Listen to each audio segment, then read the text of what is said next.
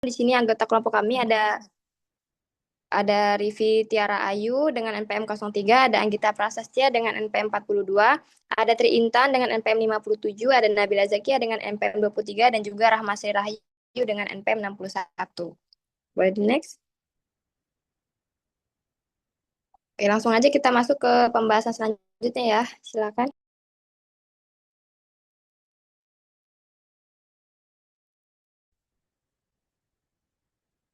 Baik, di slide ini itu tentang the e-commerce security environment.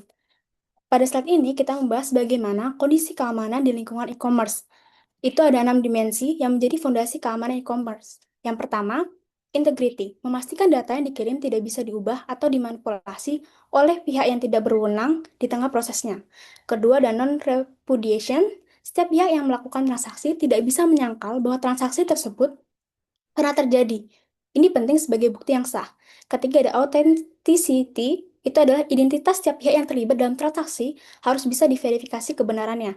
Yang keempat, ada confidentiality, itu adalah data sensitif hanya boleh diakses oleh pihak yang memang berwenang. Kelima, ada privacy. Konsumen berhak mengontrol bagaimana data pribadi mereka digunakan oleh platform. Dan keenam, availability. Platform e-commerce harus selalu bisa diakses kapanpun dibutuhkan. Karena downtime berarti kerugian langsung bagi bisnis maupun pengguna.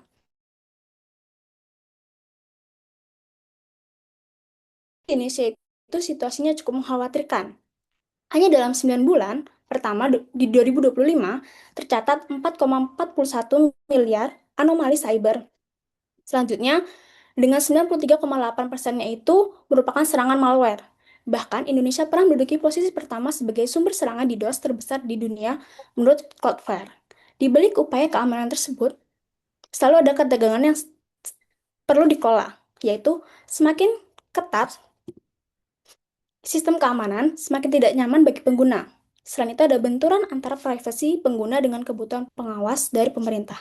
Baik, selanjutnya.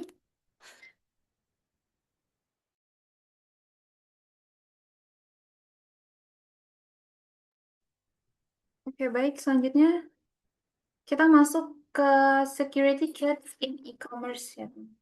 Jadi terdapat 3 titik rentan utama dalam transaksi e-commerce. Yang pertama ada malicious code atau malware. Nah, jenis-jenisnya ada virus, ransomware, Trojan horse, dan boots atau botnet. Nah, masing-masing kalau mulai dari virus atau worm ini, misalnya seperti program perusak yang mereplikasi diri atau worm yang menyebar otomatis. Misalnya seperti komputer admin, toko online yang kena virus, lalu virus itu menyebar ke semua komputer yang ada di kantor. Nah, kemudian ransomware itu mengunci data dan meminta uang tebusan. Misalnya seperti bentuknya Bitcoin. Jadi misal seperti ketika toko online yang tidak bisa dibuka karena datanya dikunci hack, kemudian hacker kemudian akan muncul pesan untuk memberikan uang tebusan lewat internet. Selanjutnya ada Trojan horse, ini kode jahat yang menyamar sebagai program yang berguna. Kalau botnet itu adalah komputer zombie, seperti zombie, yang dikendalikan peretas untuk serangan massal. Yang kedua ada potentially unwinded programs. Jenis-jenisnya ada adware dan spyware, browser parasite, dan cryptojacking. Dari adware dulu, ini menampilkan iklan paksa atau mencuri data atau data ketikan atau keystroke. Jadi potentially unwanted programs ini sebenarnya program yang bukan virus, tapi bikin gangguan atau bisa dipakai untuk hal-hal yang di luar dari rencana. Contoh ketika kita buka website belanja, tiba-tiba banyak banget iklan-iklan yang muncul, kemudian browser itu berubah settingannya tanpa izin. Nah, ini membuat laptop kita jadi lambat karena dipakai diam-diam untuk mining crypto. Nah, ini yang disebut potentially unwanted programs. Nah, termasuk kayak, oh itu tadi cryptojacking, membajak daya PC untuk menambang kripto. Seperti yang saya sebutkan tadi, intinya program yang bikin sistem tidak normal. Next slide. Yang ketiga ada phishing and social engineering. Ini penipuan yang bentuknya memancing orang supaya memberikan data penting. Phishing sendiri itu adalah email atau pesan palsu untuk mencuri data akun. Bedanya dengan spear phishing, kalau spear phishing itu phishingnya ditargetkan khusus ke individu atau karyawan tertentu, jadi dia lebih spesifik. Yang keempat ada hacking dan data breach. Hacking itu sendiri adalah akses ilegal untuk merusak atau cyber vandalism atau tujuan politik atau hacktivism. Ini intinya seperti hacker yang masuk ke sistem untuk mencuri data. Contohnya seperti ketika hacker mengambil database toko online. Dia mengambil data seperti nama pelanggan, nomor HP, kemudian alamat, password. Yang intinya data pelanggan itu bocor ke orang yang tidak bertanggung jawab. Gitu. Yang kelima ada penipuan kartu kredit. Ini bentuknya pencurian data massal melalui pembobolan server perusahaan, bukan pencurian fisik dari kartu gitu. Yang keenam ada spoofing, farming, and sniffing. Definisinya, spoofing dan farming sendiri adalah memalsukan identitas atau mengalihkan link ke situs palsu. Jadi, intinya seperti ada orang atau hacker yang menyamar menjadi orang lain, menyamar dari email perusahaan atau mengirimi invoice palsu gitu. Kemudian farming sendiri itu dia mengarahkan ke websitenya yang palsu gitu. Misalnya ketika kita ketik tokopedia.com, itu mengarahkan kita ke website bukan Tokopedia sebenarnya. Misalnya kayak tokopedialogin.xyz yang sebenarnya itu adalah website palsu. Nah, kemudian untuk sniffing ini contohnya seperti saat kita pakai WiFi gratis gitu di cafe. Ini case-nya contohnya seperti itu. Hacker itu bisa lihat password kita, nomor kartu kita, dan data login. Next slide. Nah, yang ketujuh ada DOS and DDoS attack. Ini intinya kayak membanjiri server dengan traffic palsu sehingga website itu tumbang atau lumpuh. Misalnya, seperti 1 juta request yang dikirim ke website toko online, akibatnya dalam waktu 1 detik, dalam waktu bersamaan gitu, dalam waktu 1 detik. Akibatnya server itu jadi tidak kuat dan website jadi crash gitu. Akibatnya pelanggan itu tidak bisa belanja dan perusahaan jadi merugi. Intinya seperti membuat website itu lumpuh dan tidak bisa bekerja sebagaimana mestinya. Yang terakhir ada ancaman baru atau modern. Ini bentuknya seperti insider attack dan IoT and mobile. Ini pembajakan perangkat pintar seperti CCTV, HP, atau smart TV untuk dijadikan senjata serangan. Kalau insider attack sendiri itu bentuknya orang dalam perusahaan yang menjadi ancaman gitu. Contohnya karyawan di dalam satu perusahaan itu sendiri yang ngambil data pelanggan atau dijual ke pesaing datanya. Kalau IoT dan mobile ini sama seperti tadi, seperti sudah saya sebutkan, itu pembajakan perangkat pintar. Tapi bukan cuma komputer, alat rumah itu juga bisa jadi senjatanya. Oke, mungkin itu next slide.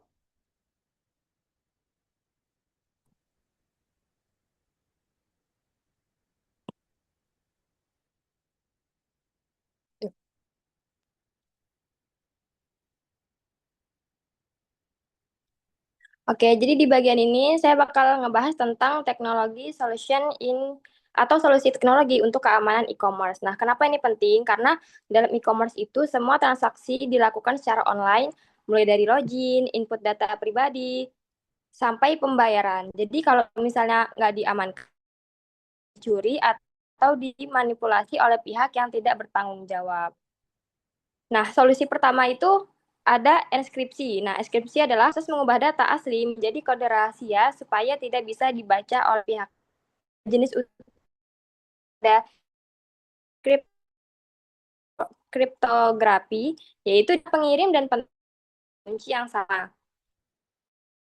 Kelebihannya itu lumayan cepat, tapi kekurangannya kalau kuncinya bocor, semua data itu jadi bisa diakses. Nah, yang kedua ada public key cryptography yang menggunakan 2 kunci. Public key untuk enskripsi dan private key untuk deskripsi. Nah, ini tuh lebih aman karena kunci itu tidak dibagikan secara langsung. Selain itu, ada juga digital signature dan digital sertifikat. Digital signature digunakan untuk memastikan bahwa pesan benar-benar berasal dari pengirim yang sah dan tidak diubah selama proses pengiriman. Sedangkan digital sertifikat itu semacam identitas resmi yang dikeluarkan oleh pihak terpercaya untuk memverifikasi keaslian suatu website atau server. Jadi semua itu didukung oleh sistem yang disebut PKE, yaitu Public Key Infrastructure. Nah, jadi inti dari saat ini adalah bagaimana teknologi digunakan untuk menjaga keamanan data dan memastikan kepercayaan dalam transaksi online. Boleh di next.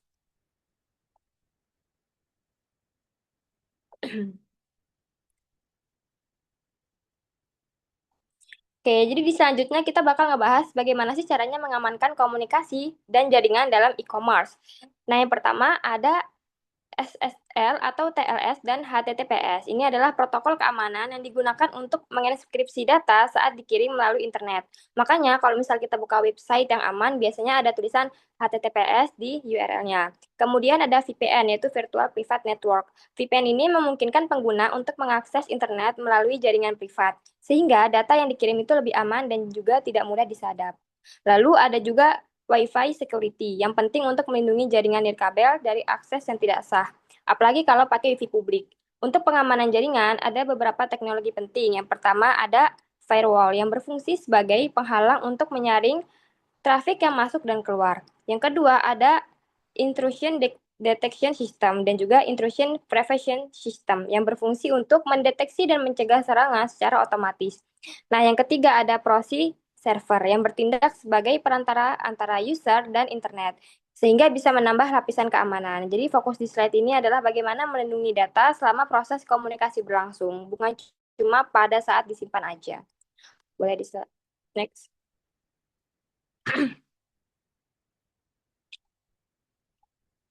Nah, di slide ini kita bakal ngebahas tentang perlindungan sistem dan juga keterbatasannya.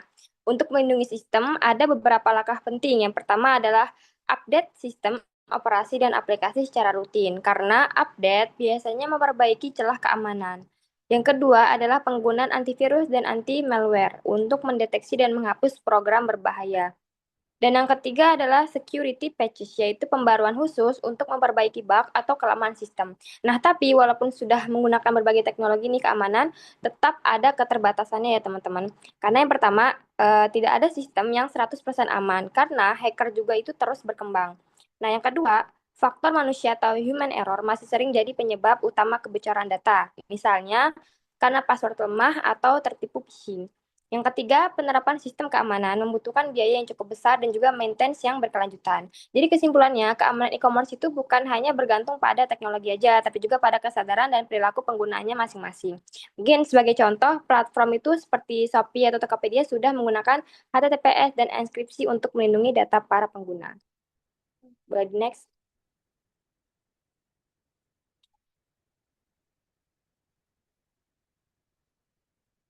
Baik, selanjutnya ada manajemen polisi, bisnis, prosedur, and public law. Di sini akan bahas tentang 5 langkah security plan, teknologi keamanan, sama hukum dan lembaga di Indonesia. Yang pertama, 5 langkah yang bisa kita lakukan dalam membangun security plan. Yang pertama itu ada risk assessment.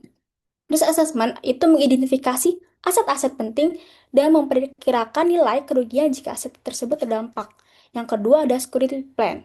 Jadi, setelah kita mengidentifikasi aset-aset tersebut dan melakukan penilaian resiko, itu disusun prioritas dan target keamanan yang ingin dicapai. Ketiga, implementasi plan. Itu adalah menentukan tools atau alat, teknologi, dan prosedur yang akan digunakan untuk melaksanakan kebijakan. Yang keempat, itu ada security organization. Itu adalah perusahaan atau organisasi membentuk tim keamanan yang kompeten sekaligus memastikan seluruh pengguna sistem mendapat edukasi yang memadai, karena faktor manusia seringkali menjadi titik lemah terbesar. Dan langkah kelima yaitu security audit. Jadi setelah kita membentuk tim, itu akan secara rutin melakukan develop akses secara termasuk simulasi serangan melalui Tiger Teams untuk memastikan sistem benar-benar tahan uji. Nah, selanjutnya itu ada teknologi keamanan. Dari sisi teknologi, pendekatan yang digunakan pun semakin berkembang. Contohnya itu seperti Zero Trust. Zero Trust itu mengharuskan setiap akses diverifikasi tanpa terkecuali. Selanjutnya ada MFA, itu menggabungkan password, perangkat, dan biometrik. Selanjutnya ada biometrika, itu seperti Face ID dan Smile to Pay yang sudah mulai diterapkan di platform besar. Dan terakhir ada security token, teknologi yang menghasilkan password otomatis yang berubah secara berkala sehingga tidak bisa disalahgunakan. Yang terakhir ada hukum dan lembaga. Dari sisi regulasi, di Indonesia sebenarnya sudah memiliki kerangka hukum yang bagus untuk mengatur keamanan cyber. Yang pertama ada UU ITE Revisi 2024. Ini adalah regulasi utama yang mengatur segala bentuk kejahatan cyber sekaligus memberikan landasan hukum bagi transaksi elektronik di Indonesia. Kemudian ada UU PDP 2022. Undang-undang ini mewajibkan perusahaan untuk melaporkan kebocoran data dalam waktu 3 kali 24 jam. Jika tidak, perusahaan bisa dikenai denda hingga 20% dari total revenue mereka. Ini menjadi tekanan nyata bagi perusahaan untuk benar-benar serius menjaga data penggunanya. Nah, dari sisi kelembagaannya ada BSSN yang berperan sebagai garda terdepan keamanan cyber nasional, semacam badan pusat mengkoordinasikan pertahanan cyber Indonesia. Lalu ada ID 32 atau garis miring sisi, itu adalah bertugas lebih spesifik yaitu memonitor dan merespon insiden cyber yang terjadi di Indonesia secara langsung. Dan terakhir ada Bareskrim Cyber yang masuk dari sisi penegakan hukum, menangani dan merespon tindak pidana cyber secara hukum. Sekian, selanjutnya. Oke, selanjutnya ini adalah e-commerce payment system. Nah, e-commerce payment system ini adalah sistem yang digunakan untuk melakukan pembayaran dalam transaksi online antara konsumen dan juga penjual melalui internet. Nah, contohnya itu kayak Tokopedia dan Shopee. Misalnya kalau kita mau check out itu, user itu pilih metode pembayaran, lalu sistem mengirim data ke payment gateway, lalu step selanjutnya itu bank atau e-wallet melakukan verifikasi dan kalau berhasil transaksi itu akan dikonfirmasi. Nah, sistem pembayaran ini memungkinkan transaksi dilakukan secara digital, pembayaran lebih cepat dan juga praktis, serta mendukung aktivitas belanja online. Nah, untuk metode pembayaran e-commerce ini ada tiga. Yang pertama itu kartu kredit atau debit, umum digunakan sebelum berkembangnya vintage. Nah, ini tuh digunakan untuk transaksi melalui bank. Cocok untuk transaksi besar, tapi juga ada risiko fraud kalau datanya bocor. Yang kedua itu ada transfer bank, yaitu pembayaran melalui ATM atau mobile banking. Nah, ini tuh bisa manual atau virtual account atau VA. Nah, kalau VA itu lebih modern karena otomatis terdeteksi tanpa perlu upload bukti.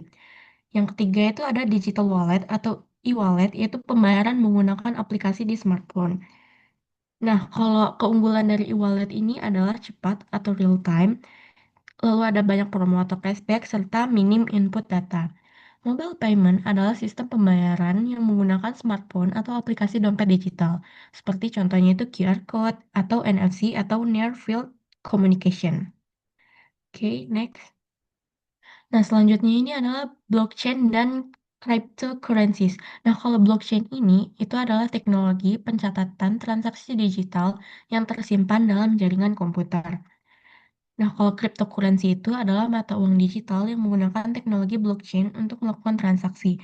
Contoh cryptocurrency-nya itu seperti Bitcoin dan juga Ethereum. Nah, kalau blockchain itu kayak buku besar digital atau ledger yang disimpan di banyak komputer, terus tidak bisa diubah sembarangan, dan semua transaksinya itu transparan. Kalau cryptocurrency itu seperti Bitcoin dan Ethereum itu tidak dikontrol bank atau pemerintah, transaksi langsung antar para pengguna atau peer-to-peer, dan menggunakan enkripsi yang tinggi. Nah, beberapa risiko penggunaan cryptocurrency itu, yang pertama harga sangat fluktuatif, potensi peretasan platform kripto, belum digunakan secara luas untuk pembayaran sehari-hari. Tapi kelebihan kripto juga ini ada transaksi global tanpa bank, biaya lebih murah, dan juga transparan serta aman secara sistem. Nah, jadi kripto ini lebih sering dipakai untuk investasi daripada alat pembayaran. Selanjutnya ada Electronic Billing Presentment dan Payment atau EBPP. EBPP adalah sistem yang memungkinkan tagihan dikirim dan juga dibayar secara elektronik. Nah, jadi kayak EBPP itu adalah sistem digital yang mengubah proses tagihan manual menjadi otomatis. Nah, alur EBPP ini kayak misalnya perusahaan, kayak listrik atau internet, itu ngirim tagihan digital ke kita.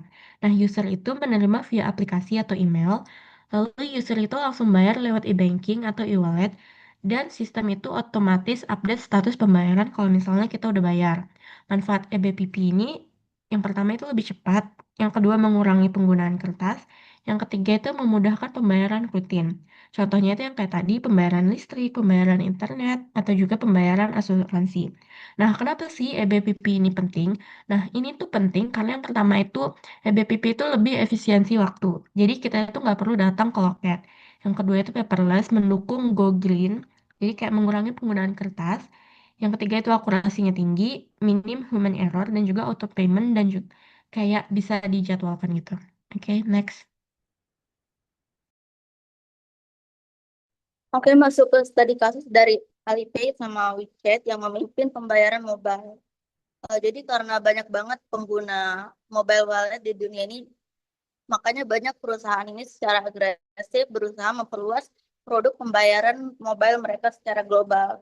Contohnya dari perusahaan dari Amerika kayak Google sama Apple, mereka ini pengen banget jadi pembayaran mobile yang paling banyak dipilih secara global.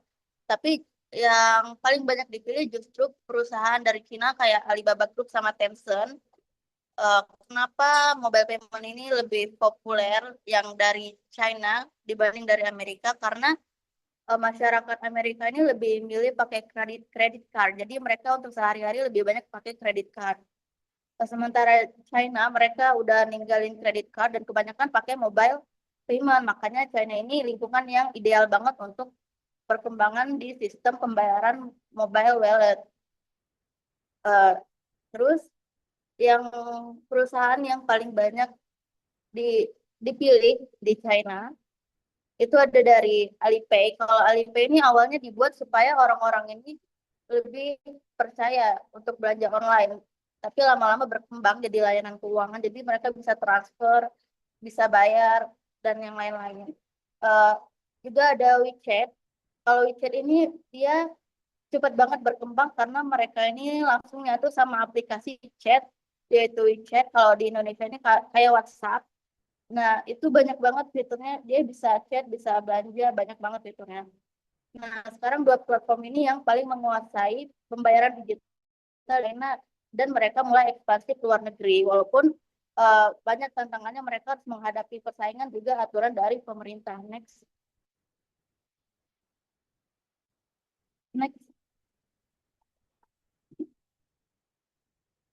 Kesimpulannya jadi keamanan ini hal yang sangat penting dalam e-commerce karena transaksi dilakukan secara online dan melibatkan data pribadi serta keuangan pengguna.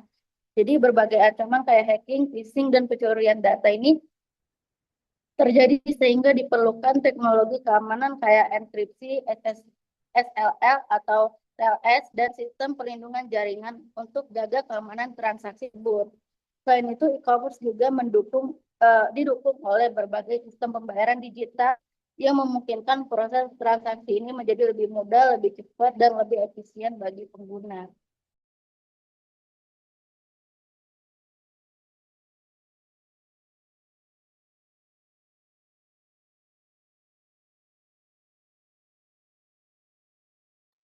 Oke, jadi itu presentasi dari kami. Sekarang kami membuka sesi diskusi atau tanya jawab. Mungkin ada teman-teman yang ingin bertanya atau ingin mendiskusikan, kami persilahkan. Silakan raise hand.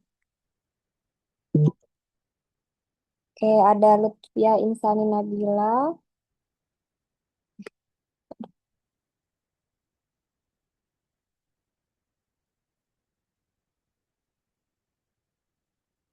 Oke, boleh deh Lutfia Insani Nabila dulu ya. Boleh yang lain nanti mungkin menyusul. Silakan. Oke, terima kasih atas kesempatannya. Perkenalkan, saya Lutfia Insani Nabila dengan NPM akhir 037. di slide terakhir sebelum studi kasus tadi itu kan ada tentang blockchain dan cryptocurrencies itu kan. Nah, eh, kan apa krip- cryptocurrencies ini belum banyak digunakan untuk pembayaran sehari-hari ya.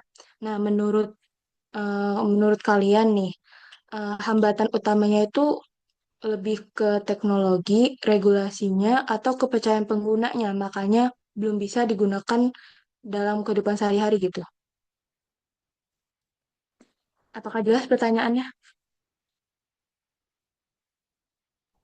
Oke, jelas. Terima kasih ya, kami tampung bentar. Oke, adakah lagi yang ingin bertanya?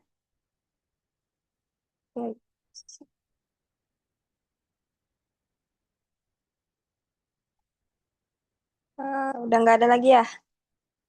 Oke, jadi boleh langsung aja dijawab. Oh ya, sorry. Ini ada di chat. Iya, iya, sorry. Oke, boleh Nafila, silakan. Tadi di awal kan kalian menyebutkan bahwa keamanan siber di Indonesia itu berada di posisi 49 dan volume anomali cyber itu sebesar 4,4 miliar. Nah, menurut kalian sendiri, apakah sudah efektif sanksi denda 2% dari revenue pada Undang-Undang PDP 2022 itu dalam mendorong perusahaan e-commerce meningkatkan infrastruktur keamanannya? Terima kasih.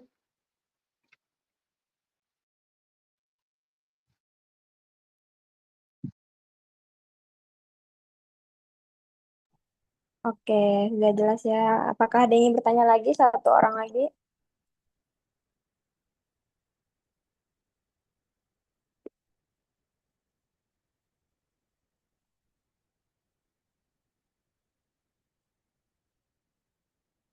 Oke, udah cukup ya mungkin ya.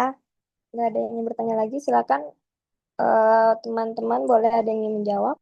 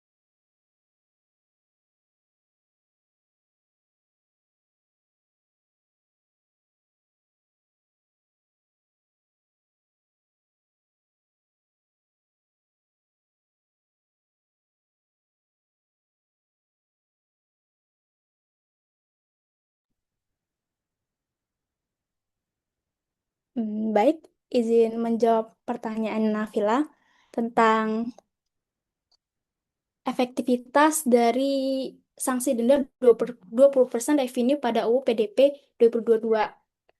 Jadi sebenarnya untuk sanksi denda sebesar 2% itu sudah cukup efektif sebagai dorongan awal karena dampak finansialnya cukup besar. Namun, efektivitas masih bergantung pada penegakan dan pengawasan. Jika tidak diterapkan secara konsisten, ada kemungkinan perusahaan tidak terlalu menganggap serius sanksi tersebut. Selain itu, tidak semua perusahaan memiliki kemampuan yang sama. Perusahaan besar mungkin lebih siap meningkatkan infrastruktur keamanan, sementara yang lebih kecil bisa menghadapi kendala dari segi biaya dan sumber daya. Jadi, menurut saya, menurut kami, Sanksi ini cukup efektif sebagai langkah awal, tapi perlu didukung dengan penegakan hukum yang kuat dan kesadaran perusahaan agar benar-benar berdampak maksimal. Sudah cukup menjawab belum, Nafila? Sudah, terima kasih Rivi, Tiara, Ayu.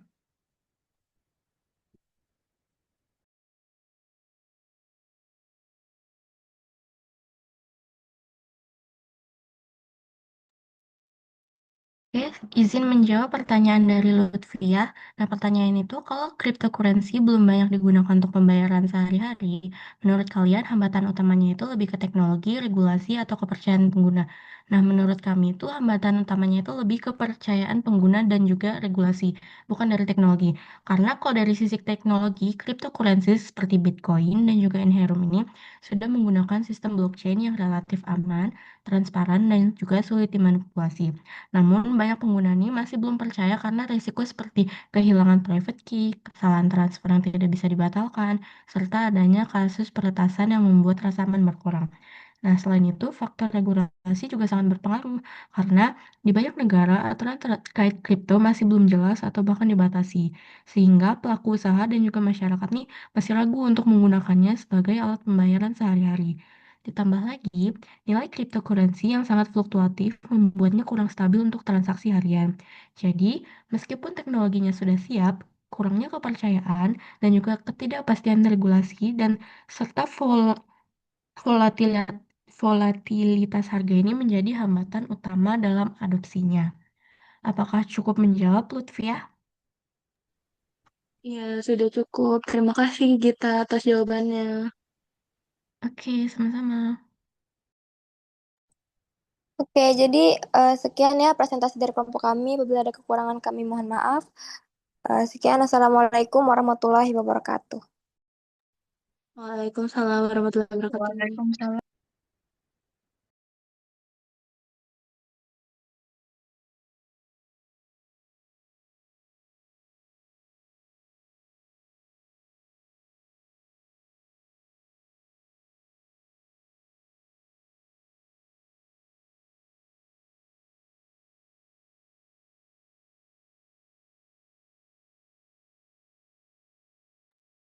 Oke, halo semuanya. Assalamualaikum warahmatullahi wabarakatuh. Terima kasih untuk Waalaikumsalam. teman-teman yang sudah menyempatkan ikut Zoom pada hari ini. Langsung tanpa basa-basi kita langsung masuk ke materi saya. Langsung perkenalan anggota kelompok kami. Oke, boleh di next.